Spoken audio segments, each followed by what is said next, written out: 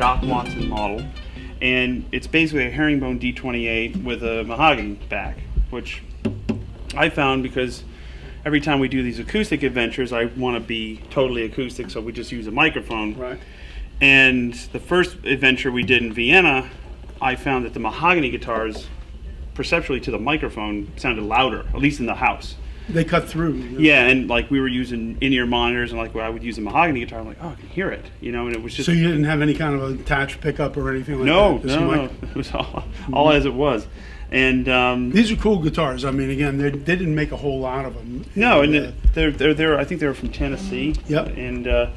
And War Trace, Tennessee. I don't know where that is, but unfortunately, this is what happens when you let an electric guitar player play an acoustic. But that's Joe Bonamassa wear, right? Oh yeah, that's using the wrong pick, which is a Jazz 3, and playing as hard as you can. It was a great. The acoustic adventures have been really fun, and they've been really fun because they test the songs, and B, they test you as a vocalist, because you don't realize how much you hide behind the damn electric guitar and how many long damn solos I take in it. But when you go, you know,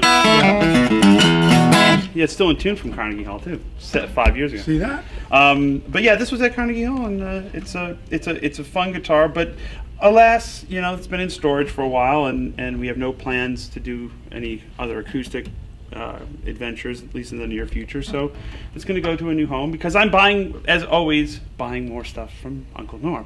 And this is how it works. It's the cycle of life. Things come to me, then they come around, and then they go to you. Thank you. And I'm in this cycle of life where I'm on the back end of it. And sometimes sometimes they spin real fast, and they're like they create vortexes. And what's the Lion King thing? Yeah. The circle of life. The circle of life. Yeah, it's well, how I'm at the it back works. end. It's how it works. It comes to me, circles around to Norm, and we know who we got a couple perspective guys that like this kind of gig stuff. Should go for that. So I hope it finds a good home. It's a good guitar, really good guitar. They're D28 killers. And there's a lot of DNA, Joe DNA. I hope it goes to a good home. So right, next, oh, we're doing the reveal. This is the reveal. Oh, here, this is the blast from the past. This official is JB. That James Brown, or is that? Yeah, exactly. And these are the yellow tags. So this goes back a while. This guitar was made by a guy named Patrick Gigliotti or Gelati. Wow. And this is this was on the Rock Palace DVD back in 2005. And to some, it's a guitar people wish I would play again. To me, it was just a snapshot in time. And it's slack tuned, so it hasn't been out for a while. Pretty unusual finish on that. It's a metal top, mm-hmm. And Patrick is still around. Sides and back are wood. And yeah, it's mahogany back, yeah. And it was he did a little like primitive signature. Master builder. And it's been around. You see, it's got a few dings and scratches, but it's that one that was on that particular tour, and the Rock Palace, the only one we did. You see that this is the first song, and we come out and we play the song "Taking the Hit" with it. And the thing about it was that was the 13th show in a row, and we filmed it because we had no choice. And we were doing one-nighters, every Bavarian beer joint, and we finally ended up in this place called Bergsatzwey. And it was one of those things where it's like we just loaded into this, like it was the horse stables of a castle. There was all these cameras, and there was another band playing, and I was supposed to open up with this song called "Woke Up Dreaming," but because we flew in my Larrivee Acoustic, the airlines decided to make a detached headstock model. Two pieces. Started off as a one piece, now it becomes a two piece. And I was like, all right, well, looks like our opener just got, truncated.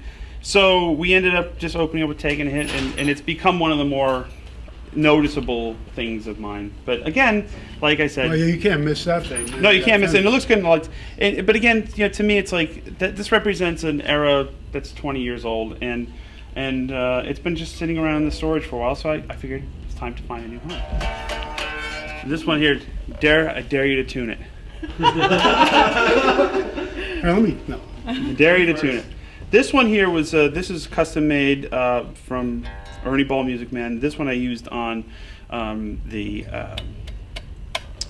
Black Country Communion DVD live over Europe, and I've used it on a bunch of solo gigs, but most recognizably it's from that.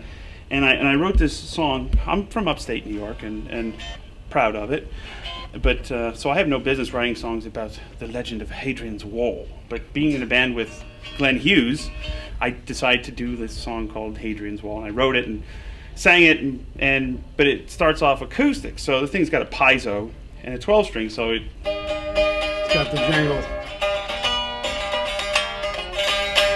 But then I have a solo in it, so the thing is, you can flip back and forth between necks. And I had this whole thing where I had a cable here. We had you can see that's still labeled Acoustic, some sort of acronym for that. But again, it's not all gold. And so I would flip back and forth, and we'd do this song. And on the nights that it worked great, it was devastating because it sounded like a 12-string acoustic, and then I'd flip to the rhythm section, which was to the lead, and I would use this pickup, and then I'd solo on the. But after a while, I have a hard enough time with one neck, two necks. But it's recognizable. It's in the DVD. All this stuff is I can point and go, that's the guitar from that DVD. That's the guitar from that DVD. And so at the end of the day, we're not going to revisit these things anytime soon. And I also like taking things and moving on and finding good homes, because I've been in Nashville for a while, and then still have my place here in LA and storage and stuff like that. You're like, well, it's great real memorabilia. It's real memorabilia. This is I got real memories from it, and I got real bilia from it too. It's fun. So I'm glad somebody's going to get it that it has a good heart and a good home.